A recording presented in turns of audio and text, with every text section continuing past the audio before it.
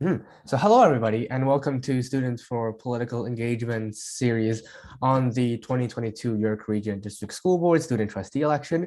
And today we have an interview with the Central Region candidate, Teerka. Welcome, Teerka. Sorry, before we continue, my name's pronounced Teerka, Oh, but I yes, apologize. no worries. Okay. All right. So I guess our first question is, could you just introduce yourself to everybody? Yeah, hi everyone.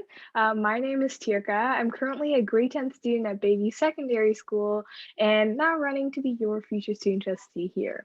So, as a student, as well as a student leader currently serving on the YRPC and working with last year's student trustees, I understand there are gaps in the education system and how student input is so crucial.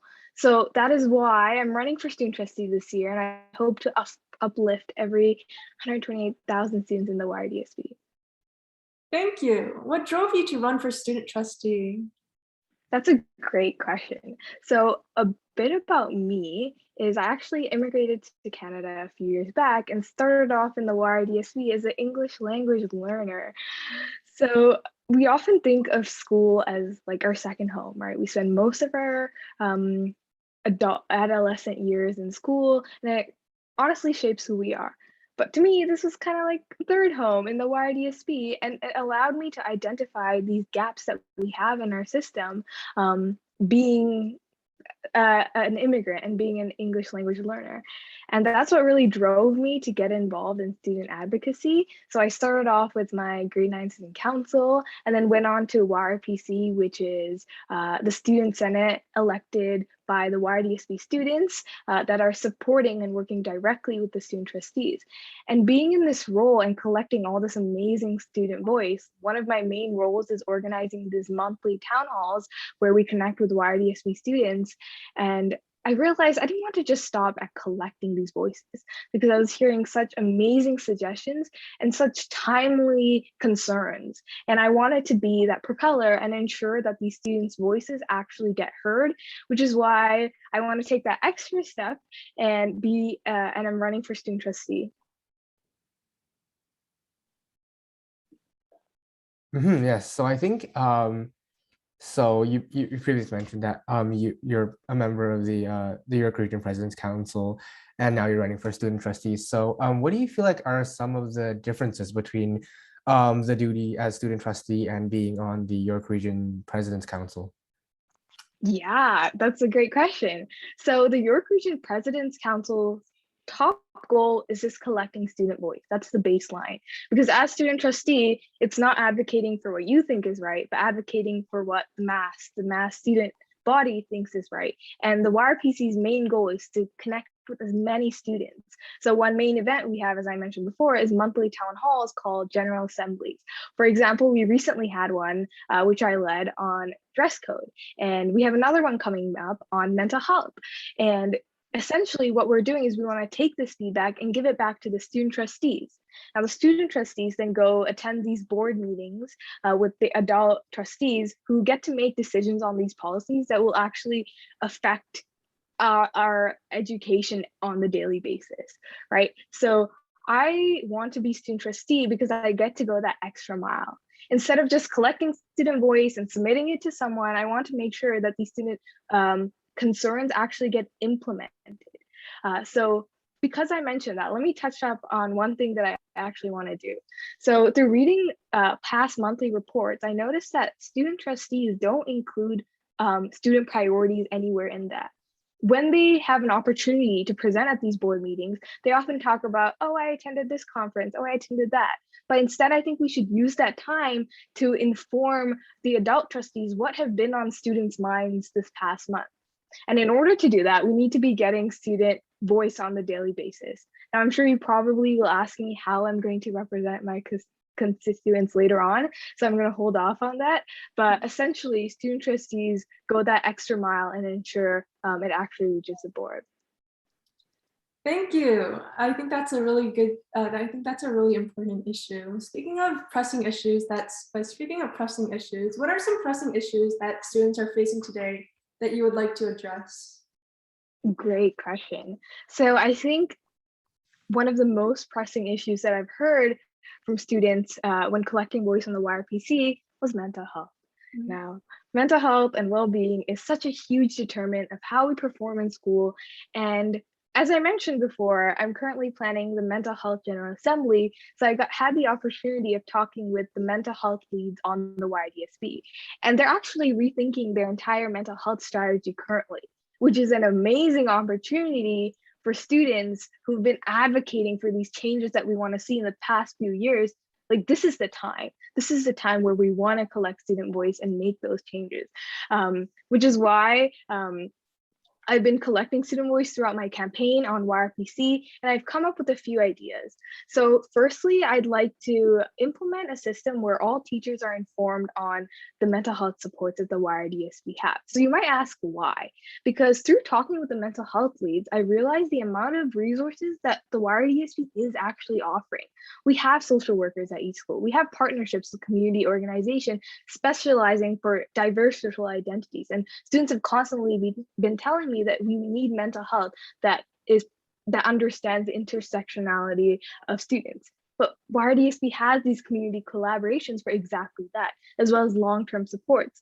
But maybe like your surprise faces or my surprise face when I heard that too, most students don't know the process of accessing this help.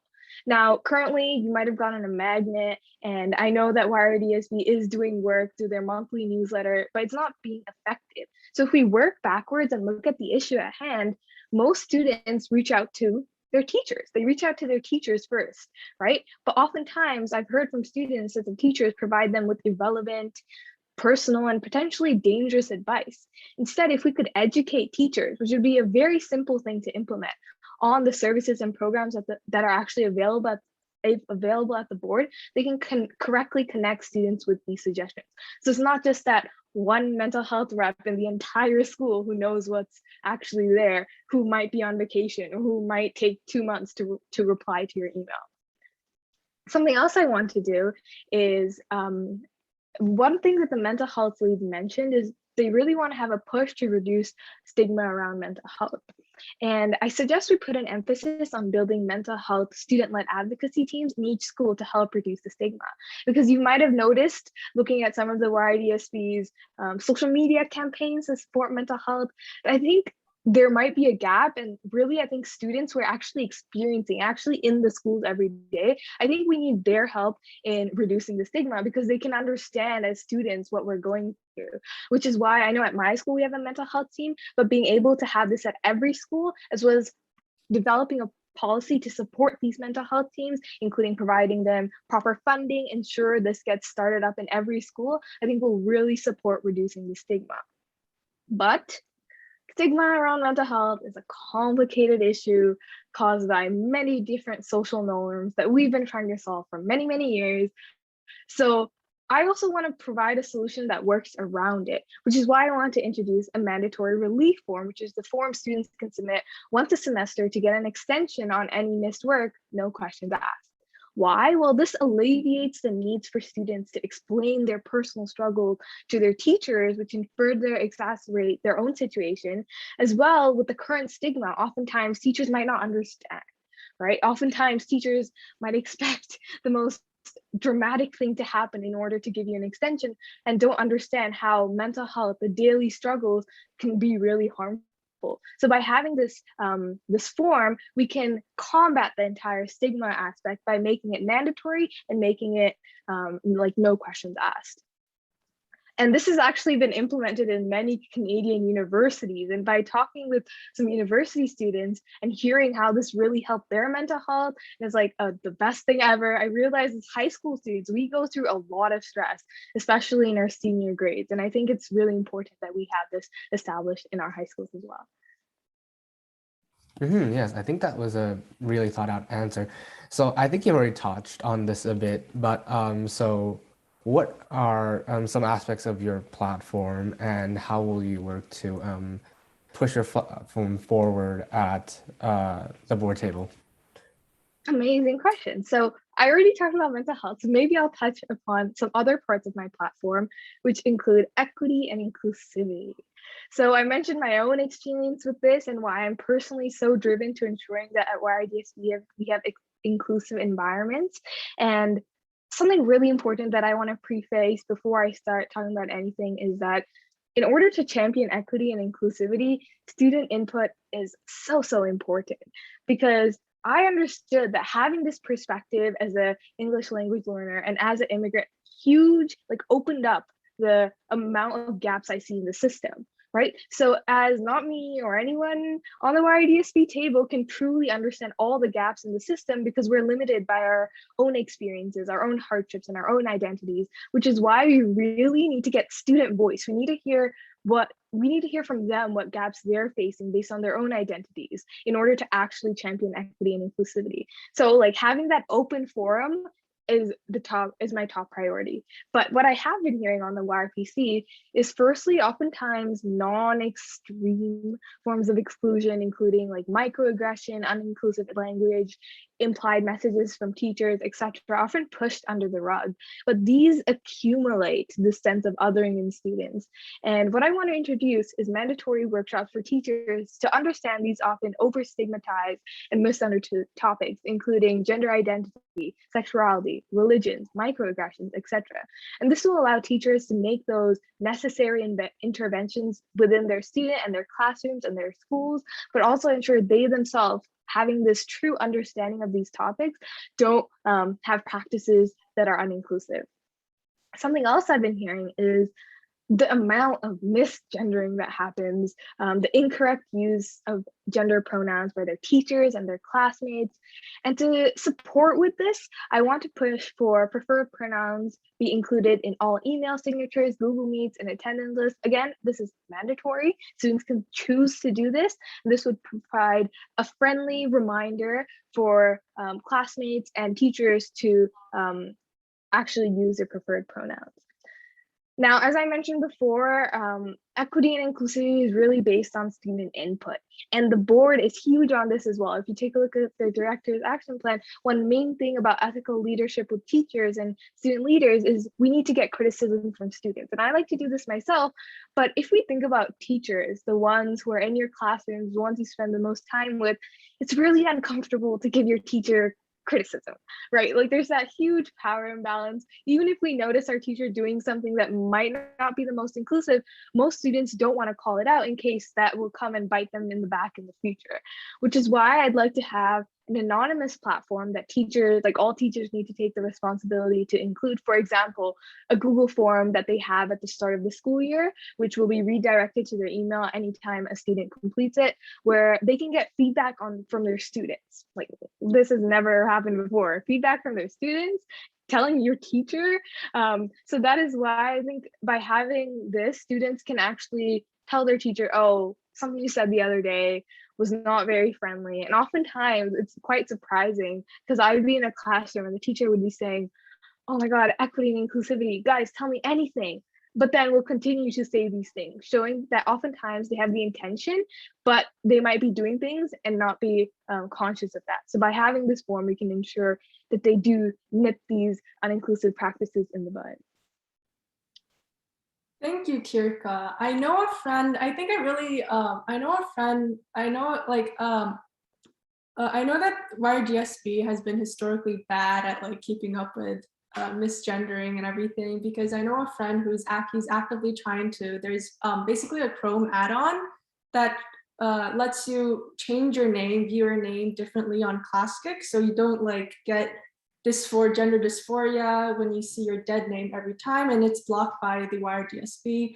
So he's actively trying to do that right now, and I think it's a really pressing issue that we should definitely resolve in the York Region District School Board. Wow, that's amazing. Shout out to your friend. That's a very driven student. And I'll definitely make sure we get that extension enabled, because I'm like YRDSB, although they block all extensions, they do enable a select few because they're like student tools. Yeah. Sorry, give me 1 second. So sorry, I got a phone call. It's okay. It's okay. We consistently get it's a relatable experience. This will be our last question for today. So This election has candidates based on regions. What will we do to engage students in other regions and effectively engage and represent all students of the board? Yeah, so I've been thinking about this for a long time now because being on the YRPC, I've been having to do this past year and having to take that challenge of overcoming my own circle and ensuring I'm representing all 128,000 students.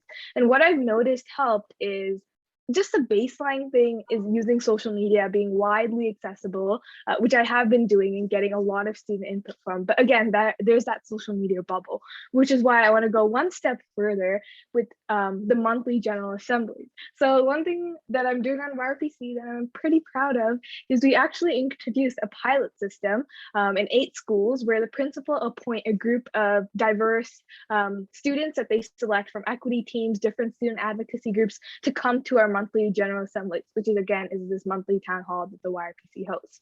And here they can share their thoughts on different policies. Now this ensures, number one, we get students from a diverse social identity. Number two, we get students from multiple schools and break the select few schools that constantly come and ensure we actually represent all 33 schools. Now I want to go a step further and number one, ensure it's currently at 8 schools, but I want to push it so we can get it at all 33 schools. As well, I want to ensure the responsibilities of these representatives is a bit more, because currently they just have to show up. But instead, to ensure they're actually bringing the voice of all their students, we want to give them the policy / what we're going to talk about like 2 weeks beforehand and give them some ways they can collect student input. So 2 weeks coming up to the GA, they can talk to their own fellow classmates, get input, and bring their notes and ideas to the General Assembly. General Assembly is also open to all students, but this way we get a very diverse and get input from all 33 schools.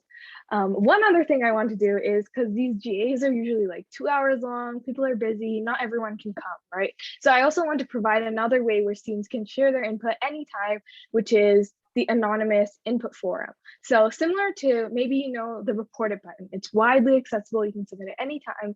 This would be a non-emergency version of that, which is monitored by student trustees, where we will, anytime anyone submits input there, it'll be redirected to our emails, and we'll also take that to the board along with all the other input we gather. This allows students to submit anything, like anytime. If they have a concern, they can immediately go to the board's website, submit a little comment, and then we'll get it.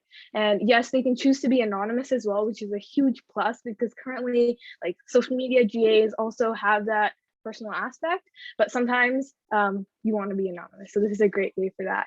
Above that, I actually was talking with the student trustee from a few years back, and they said that a huge time where they got input from students were at the GAs, but that might not be frequent enough. Like, as we know in the YRDSB, there's changes left and right? And we need student input on that immediately, which is why I'd like to host weekly office hours where students can just come in, and it can be chill. They can come in, they can talk about any input they have, and I'll just host these every week. And this allows me to get input quickly on anything that's happening on the board. Thank you. Thank you, Teerka, for coming. Is there anything you would like everyone to know on voting day? Good question. I think just vote, because that's a huge thing. I've talked to a lot of students and they're saying, oh yes, I wanted to, but a bit of nuance. This year, student trustees are not allowed to campaign when voting period actually opens. So since we're not here to be the reminder, please remember to go to your GAPS email and vote. And again, you can vote for 2 student trustees, hoping one of them is me. But yeah, thank you. Thank you for coming, Teerka. We're really grateful for your presence. No, I love everything your organization is doing, and thank you so much for this interview. Thank you. Yes, thank you very much for coming to this interview, and have a great evening. Yes. Bye. Bye.